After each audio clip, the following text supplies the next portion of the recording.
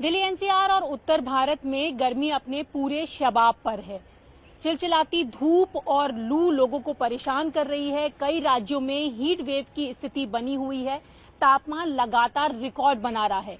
ऐसे में आईएमडी ने राहत भरी खबर दी है कि आने वाले 5 दिनों तक आसमान में बादल छाए रहेंगे। हल्की फुल्की बारिश की संभावना भी जताई गई है। अगर अभी की बात करें तो अभी धूप थोड़ी कम है और हवाएं थोड़ी सी ठंडी हैं, तो आने वाले दिनों में लोगों को चिलचिलाती गर्मी और धूप से राहत मिलेगी। हालांकि जिस तरीके से हीट वेव की स्थिति कई राज्यों में बन रही है, ऐसे में येलो अलर्ट भी मौसम विभाग की तरफ से जताया गया था और लोगों को हिदायत दी गई थी कि जब तक बेहद जरूरी काम ना हो तो 12 बजे से लेके 4 बजे तक अपने घर से बाहर ना निकले और साथ ही साथ सर को ढककर रखें। ठंडे पानी, नींबू, शिकंजी का सेवन लगातार करते रहें। सीजनल फ्रूट लेते रहें।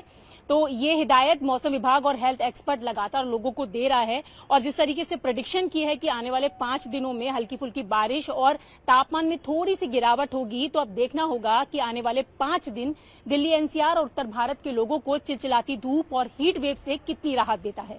कैमरा पर्सन आकाश के साथ रचना, न्यूज़ 18 दिल्ली।